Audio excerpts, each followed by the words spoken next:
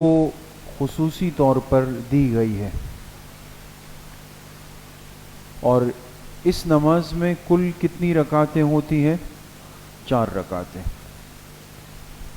باقی تو یہ عام نفلی نماز کی طرح 4 رکعتیں ہیں، صرف اس میں ایک فرق ہے کہ اس میں تیسرا کلمہ یعنی سبحان اللہ والحمد للہ ولا الہ الا اللہ واللہ اکبر، یہ کلمہ ان 4 رکعتوں میں پڑھا جاتا ہے کل کتنی مرتبہ؟ 300 مرتبہ۔ 300 مرتبہ چاروں رکعتوں میں، تو 300 کو 4 پر اگر آپ ڈیوائیڈ کر دیں، تقسیم کر دیں، تو ہر رکعت کے حصے میں کتنا عدد آئے گا؟ 75 مرتبہ۔ یہ بات تو بالکل آسان ہے۔ یہ بہت بڑی فضیلت والی نماز ہے۔ ایک تو محبوب کائنات جناب رسول اللہ صلی اللہ علیہ وسلم نے خود سکھائی ہے،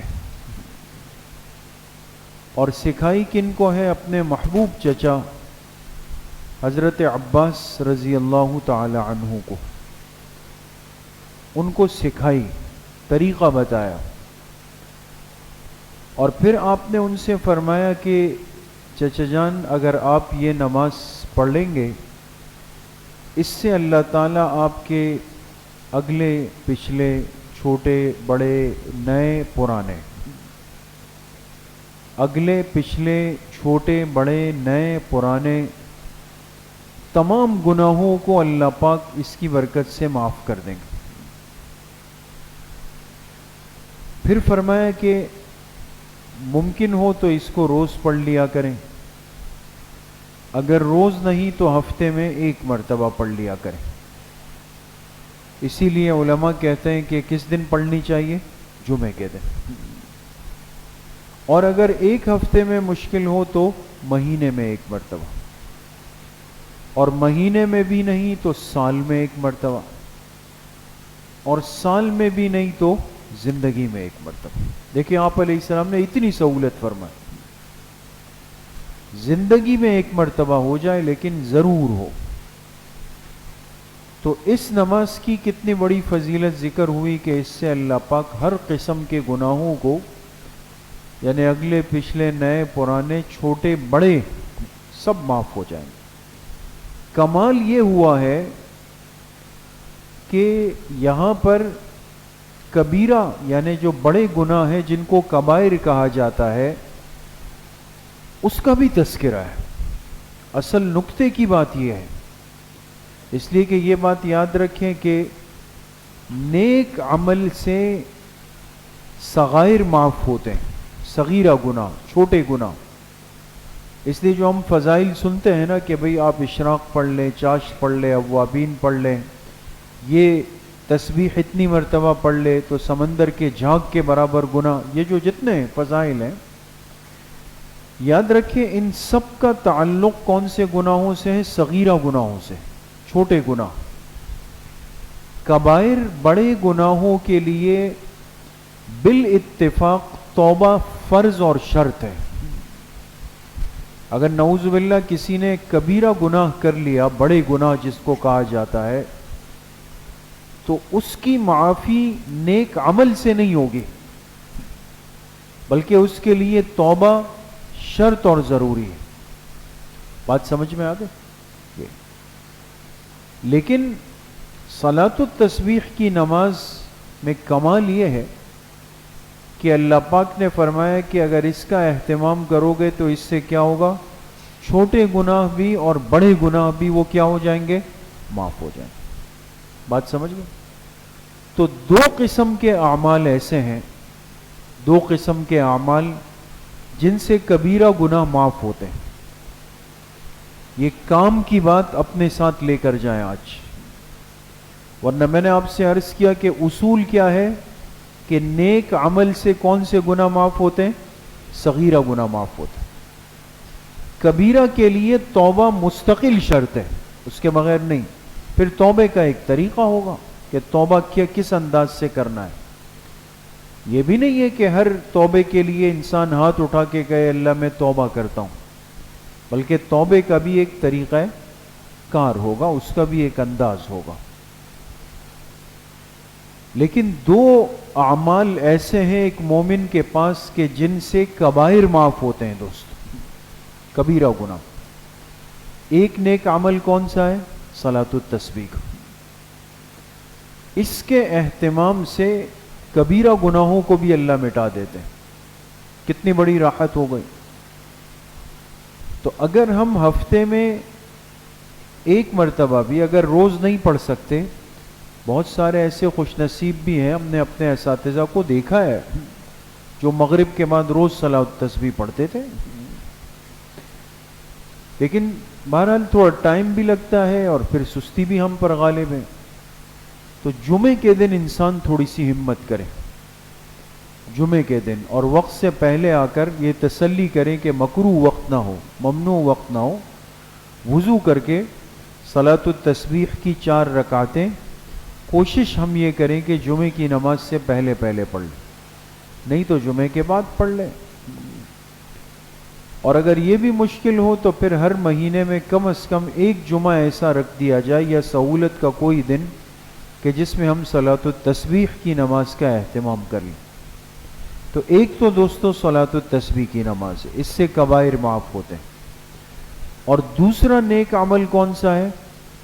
اپنے مسلمان بھائی کو غسل دینا، مسلمان میت کو غسل دینے میں جو بندہ شامل ہوگا، آج ہم اس کو ہلکا تو لیتے ہیں بلکہ بہت سارے لوگ اس سے بھاگتے ہیں، اس کو پسند بھی نہیں کرتے، اور اب تو ہم اس کے لیے افراد خاص کر چکے ہیں۔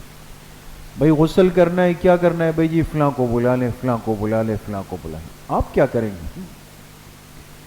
ایک مسلمان کو سیکھنا چاہیے، اور اگر پورا طریقہ نہیں آتا تو کم از کم اپنے جو مرحومین ہو، خاص قریبی ہو، ان کے غسل کفن دفن میں حصہ دار ضرور بنے۔ یہ دیکھیں کتنے دکھ افسوس کی بات ہوتی ہے کہ جب ان کو غسل دینے کا وقت آتا ہے تو ہم سب دور ہو جاتے کہ پتہ نہیں کیا ہو رہا ہے۔ ارے بھائی یہ وہی ہے جن ساری زندگی جس نے مجھے کھلایا پلایا ہے، بڑا کیا ہے، اب وہی والد ہیں، وہ کسی اور کے ہاتھوں ان کو غسل دے رہے ہیں۔ آپ جا کے شامل ہو جائیں اس کے اندر، آپ کو طریقہ نہیں آتا، کھڑے تو رہیں، ایک لوٹا پانی تو ڈال دے، کچھ تو حصہ ڈال دے، کفن کے اندر شریک رہیں، قبر میں اتارنے کے اندر شریک رہیں۔ بڑے خوش نصیب ہے دوستو، میں آپ سے عرض کروں، وہ لوگ جو اپنے مسلمان بھائی کی اس آخری خدمت کے اندر اپنا حصہ ڈالتے ہیں، اس لیے کہ وہ تو دنیا سے چلا گیا نا۔ قبر کی سلپ رکھنے کے بعد اب اس کی دنیاوی خدمت کا موقع ختم ہو جاتا ہے، اب تو اس جگہ ملاقات ہوگی۔ یہ آخری خدمت ہے مسلمان بھائی کی، اسی لیے علماء نے لکھا کہ اس خدمت میں انسان جتنا اخلاص سے شامل ہوتا ہے اللہ پاک اس کو نوازتے ہیں۔ تو بھاگنا نہیں چاہیے، دور نہیں ہونا چاہیے کہ صرف پیسوں کے زور پہ ہم کسی سے کام کروائیں اور خود اپنے ہاتھ بچائیں، افسوس کی بات ہے۔ تو کسی مسلمان بھائی کو غسل دینا، اور حدیث پاک میں فرمائے کہ جس نے اپنے مسلمان بھائی کو غسل دیا اور پھر اس کی کیفیت کسی کو بیان نہیں کی، لیکن وہ تو بے جان جسم ہے ابھی، اب اس جسم میں کیا عیب ہے، کیا باتیں ہیں، کیا ہے کیا نہیں ہے، یہ آپ نے پردہ رکھنا ہے، حجاب رکھنا ہے، بڑی امانت ہے۔ آپ علیہ السلام نے فرمایا جس نے اپنے مسلمان بھائی کو غسل دیا پھر اس کے اوپر پردہ ڈالا، اس کی کیفیات باہر بیان نہیں کی، باہر آ کے، اس غسل دینے والے کے 40 کبیرہ گناہ اللہ معاف فرماتے ہیں۔ 40 کبیرہ گناہ ایک غسل دینے پر، اندازہ لگا۔ تو بہرحال ایمانی زندگی میں یہ 2 اعمال ہمارے پاس ہیں۔ اب غسل کا موقع کب آئے، کس کا انتقال کب ہو، پھر مجھے شریک کریں نہ کریں، لیکن صلاۃ التسبیح تو ہم پڑھ سکتے ہیں، روز پڑھ سکتے ہیں، جمعے کے دن پڑھ سکتے ہیں، اللہ موقع دے پڑھ سکتے ہیں۔ تو اس لیے اس میں سستی غفلت نہیں ہونی چاہیے۔ دوسری بات اب یہ ہے کہ صلاۃ التسبیح کا طریقہ کیا ہے۔ اب یہ بات بار بار ہو جاتی ہے، ہو بھی چکی ہے، لیکن بہرحال ہمیں اس کو تھوڑا سیکھنا چاہیے۔ آسان سا طریقہ ہے۔ پہلی بات تو یہ سمجھ لیں کہ یہ 4 رکعت نفلی نماز ہے، نوافل ہے، یہ کوئی فرض نہیں، واجب نہیں ہے، یہ نوافل ہے 4 رکعت۔ دوسرا، ان 4 رکعتوں میں کوئی مخصوص صورت نہیں ہے، بلکہ آپ سورہ فاتحہ پڑھیں، اس کے بعد جو صورتیں آپ کو یاد ہے، قرآن کا جو حصہ یاد ہے، اپنی مرضی سے آپ پڑھ لیں۔ پہلی رکعت میں سورہ فیل پڑھی، دوسری میں سورہ قریش پڑھی، تیسرے میں سورہ معون پڑھی، چوتھی میں سورہ کوثر پڑھی، بالکل ٹھیک ہے۔ یا 4 رکعتوں میں چاروں قل پڑھ لی، سورہ کافرون پڑھ لی، پھر اخلاص، پھر سورہ فلق، پھر سورہ ناس، بالکل ٹھیک ہے۔ آپ کو سورہ یاسین شریف، سورہ ملک، سورہ واقعات، سورہ قاف، سورہ رحمان، سورہ حجرات یہ یاد ہے زبانی، اس کا تھوڑا تھوڑا حصہ کر کے ہر رکعت کے اندر پڑھ لیں اپنی مرضی سے۔ تو نفل نماز ہے اور ہر رکعت میں سورہ فاتحہ پڑھنی ہے، سورہ فاتحہ کے ساتھ قرآن کو ملانا ہے، لیکن کوئی متعین جگہ اس کے اندر نہیں۔ باقی 4 رکعتیں نارمل انداز کی ہے دوست، یہ بات ختم ہو گئی۔ صرف ایک فرق آئے گا جو میں نے عرض کیا کہ یہاں ہمیں تیسرا کلمہ سبحان اللہ والحمد للہ ولا الہ الا اللہ واللہ اکبر، بس یہاں تک یہ پڑھنا ہے۔ ہر رکعت میں 75 مرتبہ پڑھنا ہے، تو اس طرح 4 رکعتوں میں 300 کا عدد پورا ہو جائے گا۔ اب 75 مرتبہ کیسے پڑھیں؟ کوئی مشکل نہیں ہے دوست، اس کے دونوں طریقے روایات کے اندر 2 طریقے ملتے ہیں، علماء نے دونوں کو درست کہا، برابر کہا، کوئی فرق نہیں ہے اس میں۔ ایک طریقہ تو یہ ہے کہ آپ نے نیت کی دل میں، میں 4 رکعت صلاۃ التسبیح پڑھتا ہوں، اللہ اکبر، اس کے بعد پھر کیا پڑھیں گے؟ سبحانک اللہم و بحمدک و تبارک اسمک و تعالی جدک و لا الہ غیرک، اس کو ہم ثنا کہتے ہیں نا، اعوذ باللہ من الشیطان الرجیم، بسم اللہ۔ اب اعوذ باللہ اور بسم اللہ پڑھنے سے پہلے آپ کیا کریں؟ اس سے پہلے آپ 15 مرتبہ یہ تیسرا کلمہ پڑھ لیں۔ بات سمجھ رہے ہیں دوستو؟ کتنی مرتبہ پڑھ لیں؟ 15 مرتبہ۔ 15 مرتبہ پڑھ لیا، اس کے بعد آپ نے پھر اعوذ باللہ، بسم اللہ، سورہ فاتحہ اور کوئی بھی سورت جو آپ نے پڑھنی تھی وہ پڑھ لی۔ اب اصولاً تو اس کے بعد رکوع میں جانا تھا، لیکن رکوع میں جانے سے پہلے آپ کیا کریں؟ پھر 10 مرتبہ پڑھ لیں، تیسرا کلمہ 10 مرتبہ۔ تو 15 مرتبہ شروع میں پڑھا، 15 مرتبہ رکوع جانے سے، 10 مرتبہ رکوع میں جانے سے پہلے پڑھا، 15 اور 10 کتنے ہو گئے؟ 25 ہو گئے۔ اللہ اکبر کہہ کر آپ رکوع میں چلے گئے۔ رکوع کی تسبیح پہلے پڑھنی ہے، سبحان ربی العظیم، سبحان ربی العظیم، سبحان ربی العظیم، 3 مرتبہ کم از کم۔ اس کے بعد وہ تیسرا کلمہ پھر 10 مرتبہ پڑھ لیں۔ 25 ہو چکے تھے اور 10 ابھی آ گئے، تو کتنے ہو گئے؟ 35 ہو گئے۔ رکوع سے آپ آ گئے قومے میں، سمع اللہ لمن حمیدہ ربنا ولک الحمد، یہ پہلے پڑھیں گے، پھر 10 مرتبہ پڑھ لیں۔ 35 اور 10 کتنے ہو گئے جی؟ 45 ہو گئے۔ اللہ اکبر کہہ کر پہلے سجدے میں چلے گئے، سجدے کی تسبیح پہلے پڑھنی ہے، سبحان ربی الاعلی، سبحان ربی الاعلی، سبحان ربی الاعلی۔ اس کے بعد پھر 10 مرتبہ تیسرا کلمہ پڑھ لیں۔ 45 ہو چکے تھے، پہلے سجدے میں آپ نے 10 اور پڑھ لیے، 45 اور 10 55 ہو گئے۔ پہلے سجدے سے آپ بیٹھ گئے جلسے میں، 2 سجدوں کے درمیان کے بیٹھنے کو جلسہ کہتے ہیں۔ پہلے سجدے سے جب جلسے میں بیٹھ گئے اللہ اکبر کہہ کے، تو پھر 10 مرتبہ پڑھ لیا، 55 اور 10 کتنے ہو گئے؟ 65 ہو گئے۔ پھر دوسرے سجدے میں چلے گئے، سجدے کی تسبیح پہلے پڑھ لیں، اس کے بعد پھر 10 مرتبہ پڑھ لیں، 65 اور 10 کتنے ہو گئے؟ 75 ہو گئے۔ بات کلیئر ہو گئی دوستو؟ یہ نسبتاً زیادہ آسان طریقہ ہے، اور ہر رکعت کو اسی طریقے سے کریں کہ جب رکعت میں کھڑے ہوں پہلے 15 مرتبہ پڑھ لیں، پھر سورہ فاتحہ سورت کے بعد 10 مرتبہ پڑھ لیں، پھر رکوع میں 10 مرتبہ، پھر قومے میں 10 مرتبہ، پھر پہلے سجدے میں 10 مرتبہ، جلسے میں 10 مرتبہ، دوسرے سجدے میں 10 مرتبہ. یہ 75 کا ڈیجٹ اور عدد یہ پورا ہو جائے گا اس طرح. جی اس طرح. دوسرا طریقہ وہ بھی درست ہے بالکل. اس میں کیا کرنا ہے کہ آپ نے اللہ اکبر کہا اور پھر آپ نے ثنا یعنی سبحانک اللہم سے لے کر ولا الہ غیرک تک آپ نے پڑھ لیا، اور اس کے بعد آپ تیسرا کلمہ نہ پڑھیں بلکہ آپ کوئی سورت اور سورہ فاتحہ اور سورت ملا کے پڑھ لیں، اور رکوع جانے سے پہلے 15 مرتبہ پڑھ لیں. بات سمجھ گئے دوستو؟ رکوع میں جانے سے پہلے 15 مرتبہ پڑھ لیا آپ، پھر رکوع میں گئے، رکوع کی تسبیح پہلے پڑھیں گے، پھر 10 مرتبہ پڑھ لیں، 15 اور 10 25 ہو گئے. قومے میں آئے، پھر 10 مرتبہ پڑھا، 35 ہو گئے. پہلے سجدے میں گئے، پھر 10 مرتبہ پڑھا، 45 ہو گئے. پہلے سجدے سے بیٹھے جلسے میں 55 ہو گئے.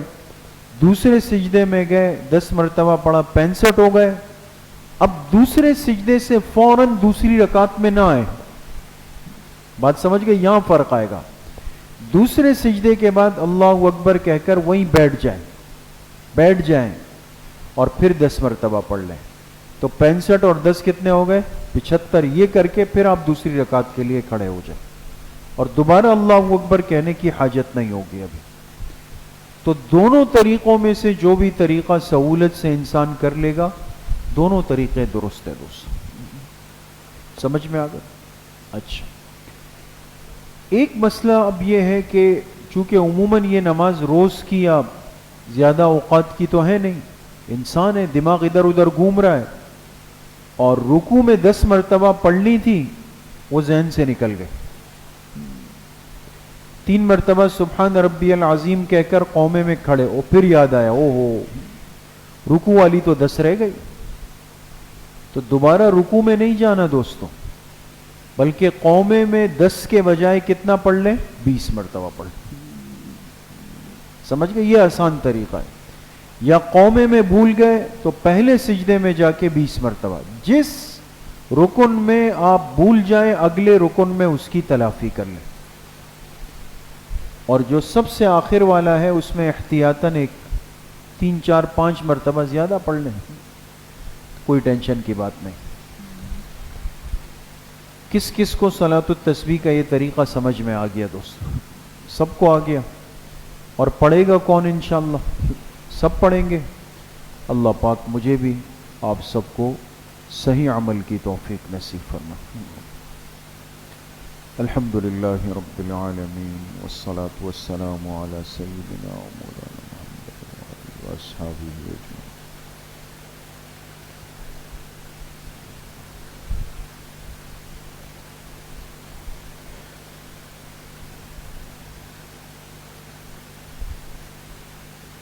وصلی اللہ وسلم علی نبینا محمد وآلہ واصحابہ اجمعین برحمتہ.